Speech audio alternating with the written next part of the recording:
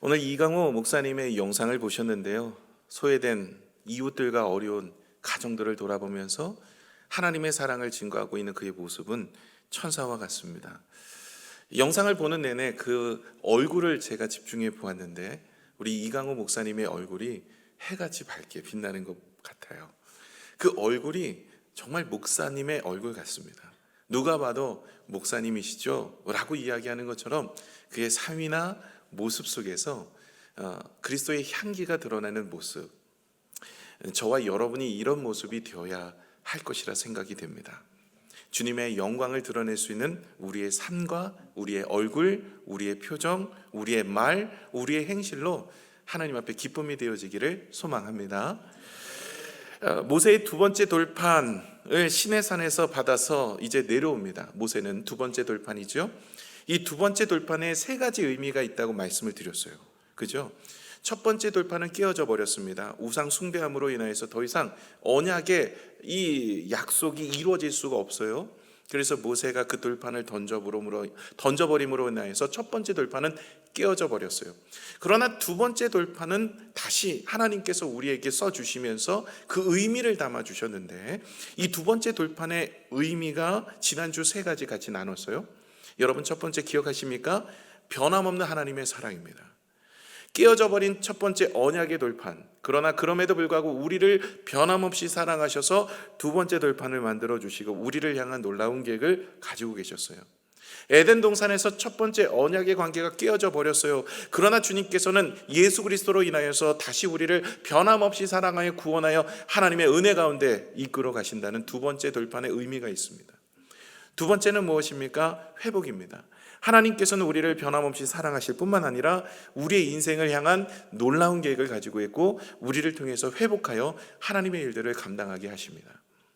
베드로가 예수님을 부인하고 떠났지만 예수님께서는 베드로를 찾아가셔서 그에게 사명을 맡겨주시고 다시 세워가시는 인생을 우리는 납니다. 이것이 두 번째 돌판에 담겨있는 영적 은혜의 모습입니다. 마지막으로 세 번째는 이 함께하는 사랑을 이야기하고 있어요. 첫 번째 돌판과 두 번째 돌판이 다른 점이 있다 그랬죠. 첫 번째 돌판, 두 돌판 하나님께서 계명을 써주셨던 첫 번째 돌판에는 판도 만들고 주님께서 글도 써주셨어요. 그러나 두 번째 돌판은 판은 모세가 만들라 하시고 그 글만 주님이 써주셨습니다. 이 두 번째 돌판을 통해서 우리에게 일러주고 있는 은혜는 하나님께서 우리와 늘 함께 하셔서 동행하시고 함께 일을 이루어가기를 원하시는 거예요.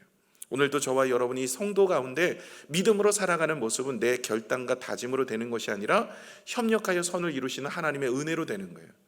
그래서 성령 충만하여서 주님이 주신 은혜로 받아 누려서 그것을 가지고 주의 일을 감당하는 것입니다. 이것이 두 번째 돌판에 담겨 있는 영적인 은혜라고 말씀을 드렸어요. 이 두 번째 돌판은요, 하나님께서 언약궤 안에 남아도라라고 이야기합니다. 이 언약궤 무엇입니까? 성소와 지성소가 있는데 그 지성소 안에는 언약궤가 있었어요. 그 언약궤는 하나님의 임재 상징입니다. 그 언약궤 안에는 세 가지 물건이 있는데 첫 번째가 이 두 번째 돌판이에요. 이 언약궤가 가는 곳마다 이스라엘 백성들이 따라갔고, 언약궤가 멈출 때 그 주변으로 이스라엘 백성들이 진을 치면서 언제나 바라보는 것이 이 언약궤예요. 근데 이 언약궤 안에 이 두 번째 계명, 이 십계명을 담은 돌판을 바라보는 거예요. 거기에 세 가지 의미가 있다 그러면 말씀을 드렸던 변함없는 하나님의 사랑, 회복해 주시는 사랑, 함께하고자 하시는 하나님의 사랑의 은혜를 기억하라는 거죠. 뿐만 아니라 거기는 만나의 항아리가 들어가 있어요. 하나님이 늘 우리의 인생을 채워주시고 우리를 붙들어 주신다는 그 은혜를 깨달으라는 것입니다. 세 번째는 아론의 쌍방 지팡이입니다. 하나님께서 지명하여 부르셔서 하나님의 사람으로 세워주시고 주의 일들을 감당하게 하시는 은혜가 그 속에 놓여 있다는 거예요.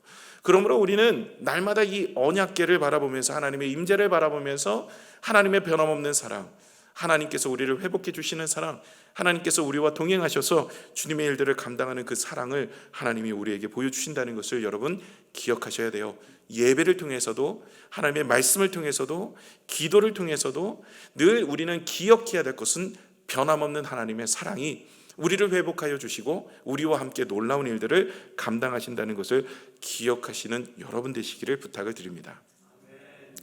오늘 말씀은, 오늘 본문은요 29절에 보시면 이제 모세가 두 번째 돌판을 하나님께 받아서 내려오게 되어집니다. 그런데 특징이 하나가 나와요. 29절을 한번 같이 읽겠습니다. 시작.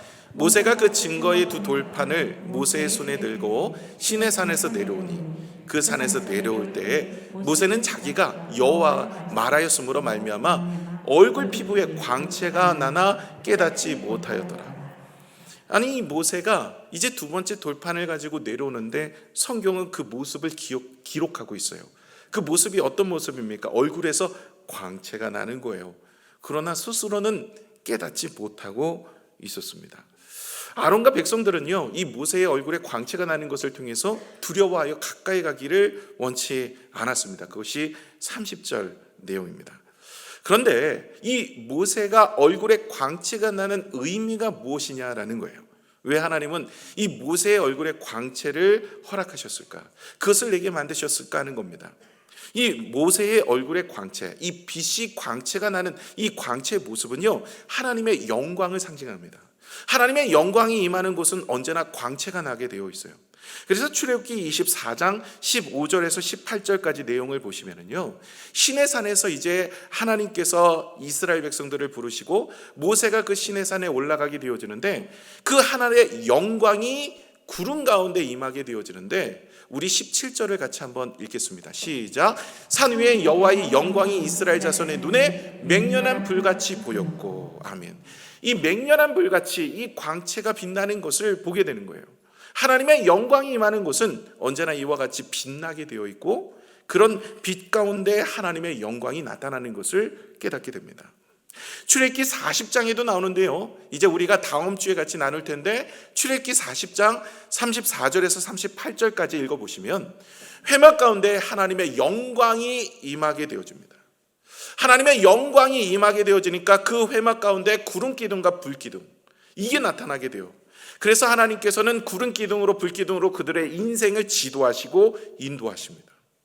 하나님의 영광이 임하는 곳에 빛 가운데 역사하시는 하늘의 역사를 보게 되는 거예요. 저와 여러분의 인생도 마찬가지입니다. 하나님의 영광이 우리의 삶 가운데, 영광이 우리의 인생 가운데, 영광이 우리의 삶에 일하는 곳곳에 나타나면 우리의 삶이나 우리의 얼굴이나 우리의 모습에 하늘의 영광의 빛이 드러나게 되어질 수밖에 없다는 거예요. 그것이 얼굴 표정에 나타나게 되어집니다. 모세가 바로 그런 모습이었어요. 하나님을 만나고 하나님의 영광의 은혜의 교제 가운데 있더니 하나님께서 은혜의 빛을 허락하여 주셨다는 거예요. 이건요 착한 행실이 아닙니다.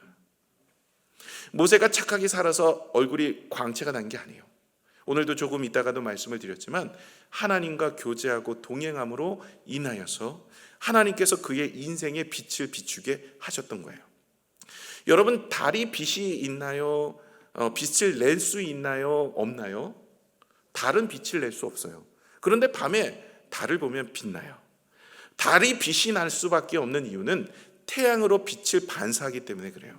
그래서 어떻게 보면 달이 빛나는 것처럼 보여요. 그런데 달이 빛나는 게 아니라 태양의 빛을 반사하고 있는 거예요. 우리도 마찬가지예요. 우리가 광채가 있고 때로는 우리의 얼굴에 광채가 나타나고 하나님의 영광의 빛이 나타난다 해도 그것은 내가 행위로 내가 힘써서 내가 애써서 되는 일이 아니라 하나님을 모시고 살아가는 인생, 하나님의 영광이 함께하는 인생은 그렇게 빛이 비춰질 수밖에 없습니다. 그래서 모세는 지금 주님을 만나고 왔고 이 모세의 행실이 아니라 하나님으로 인하여서 그의 인생에 빛이 비춰지게 되는 거예요. 예수님도 이런 경우가 있었는데요. 마태복음 17장에 보시면 변화산에 베드로, 야고보, 요한을 데리고 올라가십니다. 그때 예수님께서 변화되어져요.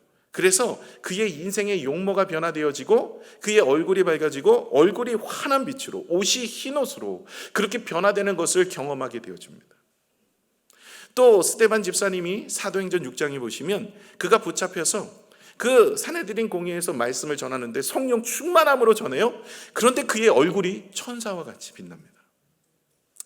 여러분 이런 일들이 이런 광채가 나는 놀라운 역사들 하나님의 영광이 임하는 곳에 그의 얼굴이 그의 모습이 그의 삶에 하나님께서 빛나게 은혜를 베풀어 주시는 것을 보게 되어집니다. 그러므로 하나님의 영광을 드러내는 인생에 있어서는 그의 얼굴에서 그 모습이 드러날 수밖에 없어요. 얼굴은 우리의 마음의 거울이라고 했어요. 우리가 삶이 힘들고 두려움이 쌓이고 불안한 가운데 웃고 있다. 그런 분들은 잘 돌봐드려야 돼요. 기관으로 보내드려야 돼요.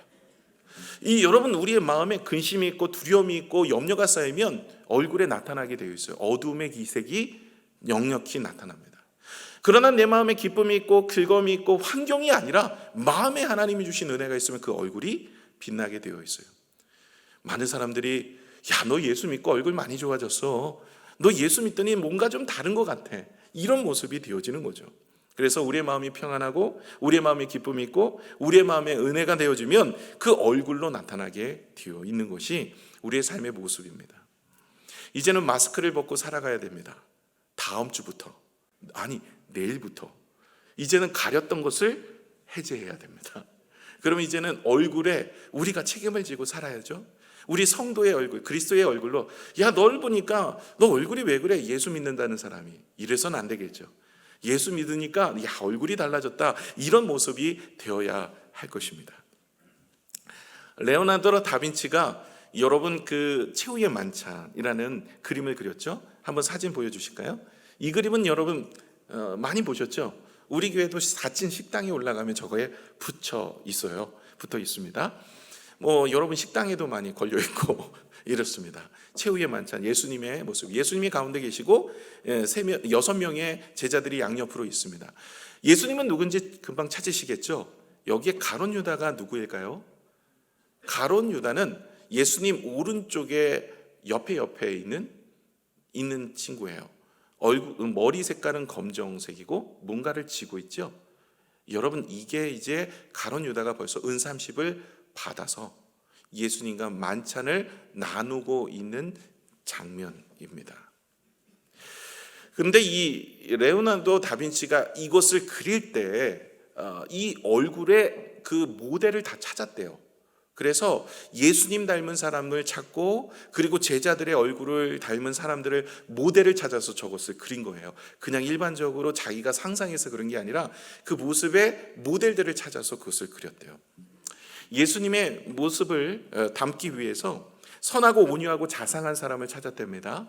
교회를 가서 보니까 오늘 우리 찬양대 성가대 이렇게 너무나 잘하시는데 이 성가대원 중에 한 분인 19살의 청년을 발견하게 됩니다. 그 청년은 얼굴이 선하고 자상하고 인자하고 악한 것이 하나도 없고 그림자가 없는 정말 얼굴이 밝게 빛나는 그런 청년이었어요. 그래서 그 청년에게 양해를 구해서 모델이 될 수 있냐고. 그래서 모델로 그림을 그린 것이 예수님의 얼굴이래요. 그리고 11명의 예수님의 제자들도 다 모델을 찾아서 그렸답니다. 그 특색에 맞춰서. 그런데 수년간 이 그림이 맞춰지지가 않았어요. 마무리가 안 되는 이유 중에 하나는 한 명을 찾지 못했던 거예요. 가룟 유다의 얼굴입니다. 지금은 가룟 유다가 옆을 조금 돌아서 예수님을 바라보고 있는데요. 이 가룟 유다의 얼굴을 가진 사람을 찾지 못해서 수년 동안 이 그림이 완성이 되지 못하고 있었어요. 그러다가 로마 시장이 이것을 알고 이 가룟 유다와 같은 사람을 찾아서 소개를 했는데 그 사람은 사형수예요. 큰 죄를 짓고 감옥에 갇혀서 이제 죽을 날을 기다리는 어떤 한 사람을 소개했습니다. 그 소개받은 사람을 찾아가서 모델이 되어줄 수 있느냐고 양해를 구하고 그가 이제 모델로 와서 이 그림을 완성하게 되는데 놀라운 것은 이 모델이 이 그림을 그리는 그 시간에 눈물을 주룩주룩 흘리는 거예요. 왜 우십니까? 라고 말을 하니 이 청년이 이렇게 이야기하는 겁니다. 선생님, 저를 기억하지 못하십니까? 저는 6년 전에 이 자리에서 선생님의 모델이 되었던, 예수님의 모델이 되었던 그 사람입니다. 진짜 있었던 일입니다. 그런데 이 사람의 얼굴은 흉악하기 그지없이 바뀌었어요. 얼굴에 빛나는 얼굴이 아니라 어둠의 얼굴이고 선한 구석은 한 군데도 없는, 이전에 6년 전에 보았던 그 청년의 얼굴은 어디 간들었고 그의 모습은 정말로 암울하기 그지없고 악한 얼굴로 바뀌어 있었습니다. 왜 그랬을까요? 그의 삶의 모습이 그의 얼굴에 그대로 나타났기 때문에 그렇습니다. 여러분, 어떻게 살았느냐에 따라서 우리의 얼굴의 표정이 달라질 수 있는 것입니다. 마음의 근심이, 마음의 두려움이 혹은 미움이 있는데 웃고 있다? 그러면 옆에 있는 분들은 이렇게 이야기합니다. 썩소라고. 여러분, 마음에 있는 것이 나타나게 되어 있어요. 마음에 근심과 걱정이 있는데 웃을 수 있나요? 그것은 그렇게 나타나지 않습니다. 조효훈 목사님이라고 계시는데 그분이 얼마 전에 돌아가셨는데요. 그 책에서 그는 이렇게 이야기합니다. 용모는 하나님이, 표정은 자신이 책임져야 한다. 용모가 뭐냐면 잘생기고 못생기게 태어난 거예요. 이건 하나님 책임이라는 거죠. 그렇죠? 여러분, 우리가 이렇게 생기려고 태어난 건 아니잖아요. 예, 저도 조금 더 하나님 만나면 따져야 될 것도 있어요. 왜 저만 머리가 빠집니까? 이러면 하나님 만나서 용모에 대한 건 하나님 책임이래요. 잘생기고 못생기고 덜 생기고 막 생기고 생기다 말고 이런 건 다 하나님이 하신 거예요. 그렇기 때문에 우리가 그 부분들까지 관여할 게 아니에요. 용모에 대한 건 하나님 책임이에요. 그렇죠? 그러나 표정은 우리 책임이라는 거예요. 우리가 어떻게 생기는 게 아니라 우리가 그 생김을 가지고 어떻게 증거하며 살아가는, 내가 그것을 가지고 우리가 아름답게 표정을 짓는 사람도 있고 흉악하게 표정을 짓는 거, 어둡게 추하게 표정을 짓는 사람도 있더라는 거죠. 그래서 우리 그리스도인들은 어디에다 신경을 써야 되냐면 용모보다는 어디다가요? 표정에다. 많은 사람들이 지금도요, 세상에 보시면 얼굴이나 용모를 뜯어 고쳐요. 돈을 많이 들이고 시간을 들여서 이 바꾸려고 노력을 많이 합니다. 물론 그것도 좋죠. 그런데 여러분, 용모를 바꾸는 노력만큼 우리가 해야 될 모습이 무엇이 있을까요? 표정 관리를 하셔야 돼요. 하나님의 영광을 드러낼 수 있는 얼굴, 그의 말, 그의 행실, 그의 모습이, 우리의 모습이 그렇게 아름다운 향기로 힘쓰고 애쓰고 노력하는 삶의 모습이 되어줘야 한다는 것입니다. 그래서 하나님의 영광을 드러낼 수 있는 모습, 그리고 하나님의 나라를 위해서 용모가 아니라 표정으로 우리의 모습이 드러나는 모습을 통해서 하나님의 영광을 드러낼 수 있는 모습에 우리가 노력하고 힘써야 된다면, 오늘 모세의 얼굴에 광채가 나 있는 모습과 예수님께서 변화산에서 변화된 모습과 스데반 집사님이 하나님의 성령의 역사로 말씀을 전해줄 때 천사의 얼굴과 같은 모습이 저와 여러분의 삶 속에 드러나야 할 줄로 믿습니다. 그러기 위해서 우리는 이 일에 더욱더 힘써야 되는데, 먼저는 이 모세가 어떤 모습 때문에 그의 얼굴에 광채가 나게 되어 있는지를 성경은 설명하고 있습니다. 첫 번째는 말씀의 교제입니다. 29절을 같이 한번 읽겠습니다. 오늘 본문 29절입니다. 시작. 모세가 그 증거의 두 돌판을 모세의 손에 들고 시내 산에서 내려오니 그 산에서 내려올 때 모세는 자기가 여호와와 말하였으므로 말미암아 얼굴 피부에 광채가 나나 깨닫지 못하였더라. 모세의 얼굴에 광채가 납니다. 그런데 그 이유를 설명하고 있어요. 뭐라고 설명하고 있습니까?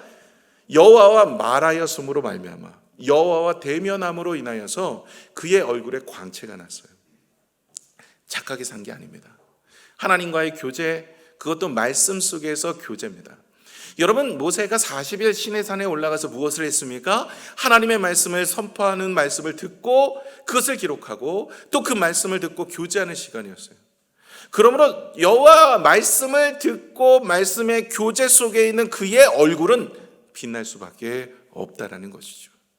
저와 여러분의 인생도요, 하나님의 말씀 앞에 나아가는 인생, 하나님의 말씀 앞에 서 있는 인생, 하나님의 말씀을 마음에 담고 있는 인생, 하나님의 말씀을 중심으로 살아가는 인생은 하나님의 영광된 모습이 우리의 삶과 우리의 얼굴에 드러날 수밖에 없다는 거예요. 히브리서 4장 12절의 말씀을 같이 한번 읽겠습니다. 시작. 하나님의 말씀은 살아있고 활력이 있어 좌우의 날선 어떤 검보다도 예리하여 혼과 영과 및 관절과 골수를 찔러 쪼개기까지 하며 또 마음의 생각과 뜻을 판단하나니. 아멘. 하나님의 말씀은요, 우리의 인생을 변화시킵니다. 하나님의 말씀은 우리의 생각과 우리의 마음과 우리의 모든 것들을 바꿉니다. 그러므로 말씀을 묵상하고 말씀 가운데 서 있는 사람은 그의 얼굴이 달라져요. 근심과 걱정이 떠나가기 때문에 우리의 마음에 기쁨이 있어요. 말씀 속에 확신이 생겨요. 말씀 속에 답을 얻게 되어요. 말씀 속에 주님과 교제함으로 그의 인생을 주님이 책임져 주신다는 믿음의 확신이 있어요. 그래서 그 얼굴의 광채가 말씀으로 인하여서 날 수밖에 없고요. 뿐만 아니라 하나님과 교제하는 인생은 그의 삶의 모습, 그 얼굴에서 나타나는 거예요. 그래서 우리의 얼굴의 모습을 보면 하나님과 교제, 하나님의 말씀 속에 살아가는 인생은 다르다는 거예요. 여러분, 아모스 선지자가 이 시대를 향하여서 이렇게 경고합니다. 양식이 없어 주림이 아니요, 물이 없어 가람이 아니요, 여호와의 말씀을 듣지 못한 길갈이라. 우리가 고통 가운데 마음이 두렵고 염려가 쌓이고 문제 앞에 놓이게 되어져서 우리의 얼굴에 근심이 쌓여 있는 모습은 왜일까요? 여러분, 이것은 다른 것이 아닙니다. 하나님의 말씀을 가까이 하지 않으면, 우리가 말씀 속에 거하시는 하나님을 만나지 않으면, 늘 말씀을 묵상하고 말씀 속에 살지 않으면 늘 세상의 염려와 걱정과 두려움이 쌓여서 우리가 세상에서 이겨낼 수 있는 힘이 없는 거예요. 그래서 얼굴에 예수 믿는 사람이 광채가 나는 것이 아니라, 하나님의 영광이 나타나는 것이 아니라, 기쁨과 감사가 나타나는 것이 아니라 우울함과 어두움과 두려움과 염려가 쌓이는 겁니다. 저와 여러분이 언제나 하나님의 말씀을 가까이 하여서 하나님 말씀 속에 거하시는 주님을 만남으로 주님이 주시는 참된 기쁨으로 우리의 얼굴과 우리의 삶과 우리의 모든 모습 속에 하나님의 영광이 나타나는 광채가 일어나기를 소망합니다. 두 번째는 또 다른 교제인데 기도의 교제입니다. 누가복음 9장 28절에서 29절에 보시면 예수님께서 베드로와 야고보와 요한이 변화산을 데리고 올라가십니다. 그런데 마태복음 17장과 누가복음 9장은 같은 것을 다루고 있는데, 마태복음 17장에는 이 내용이 들어가 있지 않아요? 그런데 누가복음에는 예수님이 변화산에 올라간 이유에 대해서 이야기하고 있습니다. 무엇하러 올라가셨다고요? 우리 같이 읽어볼까요? 시작. 이 말씀을 하신 후 8일쯤 되어 예수께서 베드로와 요한과 야고보를 데리고 기도하시러 산에 올라가서, 기도하실 때 용모가 변화되고 그 옷이 휘어져 광채가 나더라. 여러분, 예수님의 변화의 모습을 경험하게 되어지는데, 이 마태복음 17장에는 나오지 않지만 누가복음 9장에는 정확하게 기록하고 있는 게 기도하러 산에 올라갔고, 기도하는 중에 하나님과의 교제와 나눔 중에 그의 얼굴이 광채가 비춰지게 되는 것입니다. 여러분, 우리가 기도하지 않으면 하나님과의 교제와 나눔이 없습니다. 기도하지 않으면 하나님의 일들을 이루어갈 수가 없는 거예요. 이 기도를 통해서 하나님의 능력을 경험한다고 이해는 하고 알고 있어도요, 믿지 않으면 기도 안 합니다. 여러분, 하나님 앞에 우리가 믿음으로 기도하면 문제가 있고 어려움이 있으니까 자꾸 얼굴에서 근심과 걱정이 나타나는 거예요. 그러나 기도하면 하나님의 사랑이 느껴지고 하나님의 교제가, 하나님의 나눔이, 하나님의 인도하심을 경험하게 되어지면 지금의 환경과 상황은 동일하나 내 얼굴과 마음은 기쁨이 넘쳐날 수밖에 없더라는 것이죠. 뿐만 아니라 기도는 그런 내면의 변화뿐만 아니라 기적의 역사를 가져다 줍니다. 한 교회의 일입니다. 어려운 형편이었어요. 개척을 하고 참 어렵습니다. 요즘 코로나 기간이 어려운데요, 개척교회는 더 어렵습니다. 그 어려운 목사님이 이제 교회에 있어서 이 어려움을 놓고 100일 작정하고 기도하셨어요. 100일을 작정하여 아침마다 정말 눈물로 기도했어요. 그랬는데 놀라운 일이 일어났습니다. 지나가는 행인이 들어오시더니 그 사업가인데 500만 원을 헌금하고 가신 거예요. 한 번도 목회하는 기간 동안 이런 일이 없었는데 기도를 작정하고 하나님 앞에 구하였더니, 아니 지금도 그 100일이 차지 않아서요, 한 52일 정도 찼는데 그 기간 동안 이 사업가가 와서니 500만 원을 내고 또 한 번 왔어요. 또 500만 원을 낸 거예요. 놀라운 은혜죠. 한 번도 이런 경험을 해본 적이 없는데 기도했더니 놀라운 은혜가 일어난 거예요. 또 기도를 열심히 했는데 한 주변에 있는 분이 오시더니 정기적으로 또 30만 원을 후원하겠다. 기도했더니 하나님의 사람들을 붙여주시고, 기도했더니 하나님의 놀라운 은혜를 하나님께서 베풀어 주신 겁니다. 우리는 기도가 하나님의 놀라운 일을 이뤄나가는 것이다, 기도는 하늘의 열쇠다라는 이야기는 잘 들어서 압니다. 그런데 아는 것에서 그쳐요. 행함이 없는 믿음은 믿음이 아니래요. 우리가 그 기도를 하면 하늘 아버지께서 우리의 인생을 붙잡아 주시는 줄로 믿습니다. 저희 교회도 이제 오늘이 12년 차 되어집니다. 오늘 1월 29일이 정확하게 창립 기념일입니다. 12년이 되었는데요. 그때 2년은 안산에 있었고요. 10년은 청라에 있었습니다. 그러니까 2013년도에 두 번째 청라에서 다시 시작한 교회죠. 새 가정이 시작했습니다.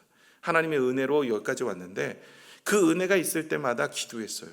지금은 세일의 밤 기도회 밖에 저희 교회가 없지만 이전에는 광야 40일 기도가 있었어요. 광야 40일 기도하면서 하나님의 은혜를 많이 경험했어요. 병이 떠나갈 때도 있고, 사업에 하나님이 복을 주실 때도 있고, 자녀의 축복을 주실 때도 있고, 그리고 우리 교회가 무엇보다 복을 많이 얻었는데 그 기도 끝에 이 자리가, 여러분 예배당 이 자리가 하나님께서 도와주시는 사랑과 하나님의 놀라운 물질의 축복을 더하여 주셔서 우리가 이 자리에서 예배를 드릴 수 있었던 겁니다. 이 모든 것은요, 정말 기도했더니 하늘의 기적과 역사가 이루어진 것입니다. 여러분, 하늘의 영광과 그 빛이 나타나기 위해선 무엇을 해야 될까요? 하나님과 교제를 하셔야 되는데 말씀의 교제와 기도의 교제입니다. 하나님 앞에 기도함으로 하나님이 일하실 수 있는, 하나님이 여러분의 삶 속에 드러나는 놀라운 일들을 나타내기 위해서 주님은 우리에게 기도하라고 말씀하시는 거예요. 여러분, 예수님께서 이렇게 변화산에 계셨다가 내려오셨어요. 내려왔더니 3명, 베드로, 야고보, 요한은 데리고 올라가셨다가 밑에는 9명이 있었는데 그 9명이 귀신 들린 어린아이 하나 고치지 못하고 불에도 들어가고 물에도 들어가는 귀신 들린 어린 하나를 고치지 못하고 쩔쩔매는 거예요. 그 아버지가 그 예수님을 붙잡고 이야기합니다. 예수님, 할 수만 있다면 이 아이를 고쳐주옵소서. 그럴 때 예수님께서 아이를 고치기보다 먼저 그의 믿음을 고쳤습니다. 할 수 있거든이 무슨 말이냐? 믿는 자에게 능치 못함이 없으리라. 할 수 있는 것이 아니라 믿는 자에게 능치 못함이 없는 거야. 아버지의 신앙도 고쳤습니다. 그리고 나서 그 아들을 고쳐주었어요. 그리고 한적한 곳으로 갔는데 제자들이 묻는 거예요. 예수님, 왜 저희는 그 귀신 들린 어린아이를 고치지 못했습니까? 왜 그랬냐면, 여러분 마태복음 10장에 보시면 예수님이 제자들을 둘둘씩 짝을 지어서 권능을 주고 그들이 귀신도 병든 자도 고칠 수 있는 능력을 주었어요. 그리고 그들이 나가서 실습을 하고 돌아와서 기쁨으로 예수님께 보고를 했죠. 그럴 때 예수님께서 마태복음 10장에 뭐라고 얘기합니까?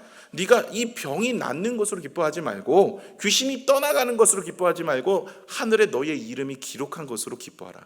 이런 말씀을 하시거든요. 그러니까 예수님께서 지금도 벌써 이게 마태복음 17장에 일어난 일이니까, 그러니까 이 사람들이 계속 온 거예요. 그렇게 하나님의 능력과 권세를 가지고 있던 사람들이에요. 그래서 예수님께 묻는 거예요. 왜 나는 이것을 못합니까? 못하는, 이전에 했는데 왜 안 됩니까? 이 얘기입니다. 그랬더니 예수님께서 뭐라고 말씀하냐면 기도 외에는 이런 유가 나가지 않는다 그래요. 기도 외에는 이런 유가 나가지 않는다. 아무리 하늘의 권세와 능력을 가지고 있어도 기도하지 않으면 하늘의 역사와 능력을 이룰 수 없다는 거예요. 여러분, 우리가 하늘의 교제, 이것이 바로 기도입니다. 이 기도를 따라서, 기도하는 삶을 따라 살아가지 않으면 아무 일도 일어나지 않고 이전에 일어났던 기적과 역사도 지금 나타나지 않는다는 거예요. 제자들도 그것을 경험하며 주 앞에 나가서 이야기하는 겁니다. 왜 나는 안 됩니까? 안 되는 이유는 기도하지 않아서다. 기도하지 않으니 아무 일도 일어나지 않고, 겟세마네 동산에서 예수님이 정말로 눈물로 기도했을 때도 제자들은 기도하지 않았거든요. 3번이나 부탁했는데도 기도하지 않아. 야, 기도해야 되지 않아? 기도 11조야. 기도해야 돼. 기도하지 않아요.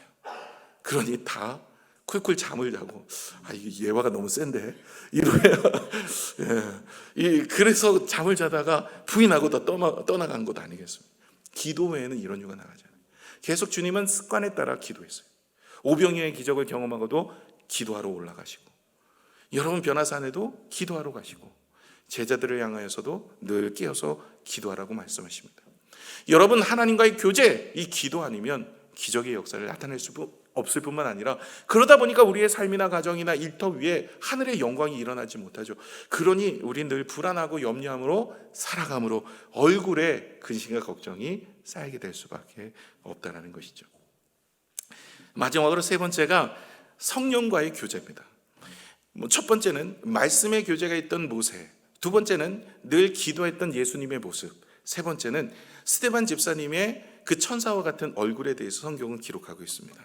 사도행전 6장 10절과 15절을 같이 한번 읽겠습니다. 시작. 스데반이 지혜와 성령으로 말함을 그들이 능히 당하지 못하여 공회 중에 앉은 사람들이 다 스데반을 주목하여 보니 그의 얼굴이 천사의 얼굴과 같더라. 아멘. 스데반은 성령에 충만할 힘이 있고 말씀을 선포했어요. 그랬더니 그 사내들인 공회에 앉아있던 모든 사람들이 그의 얼굴이 천사와 같더라. 그런 빛나는 모습이었습니다.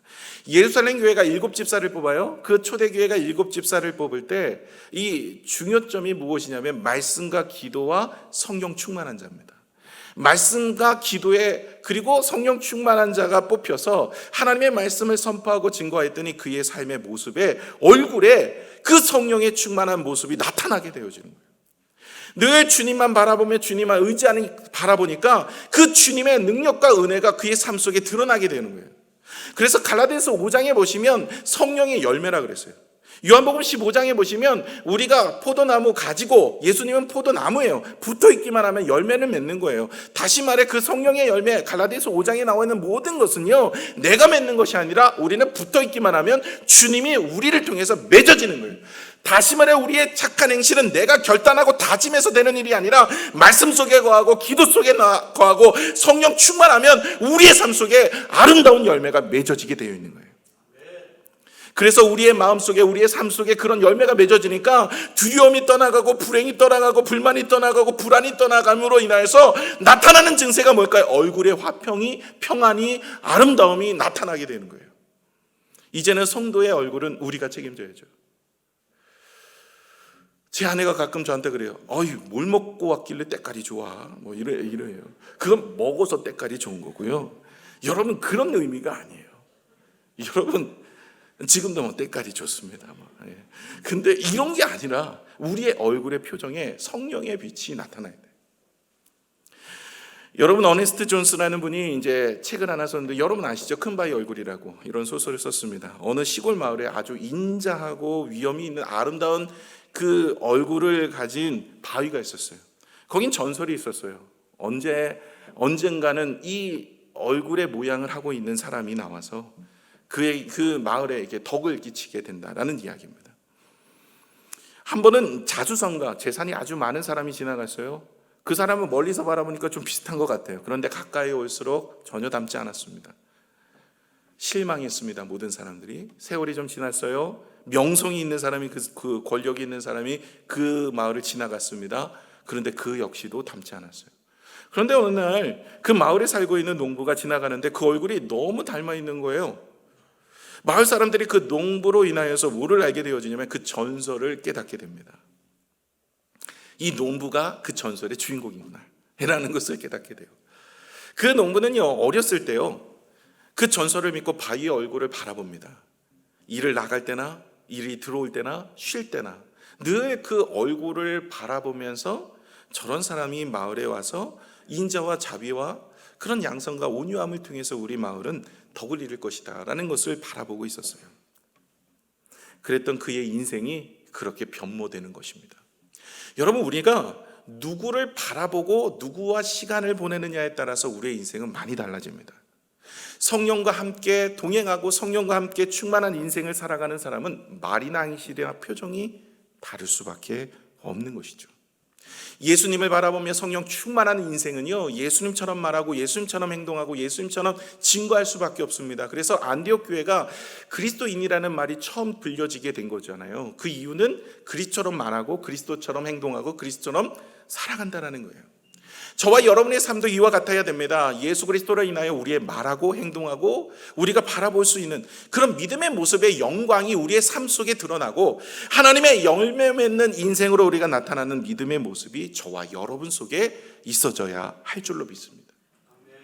사실 오늘 말씀을 증거하면서 저는 가장 마음에 이 말씀이 부담이 되었어요. 왜냐하면 저도 말씀과 기도와 그리고 성령 충만을 통해서 내 삶을 드러내지 못하고 내 표정이나 말이나 행실로 인하여서 선한 영향력을 내지 못하는 모습이 많았던 것을 고백합니다.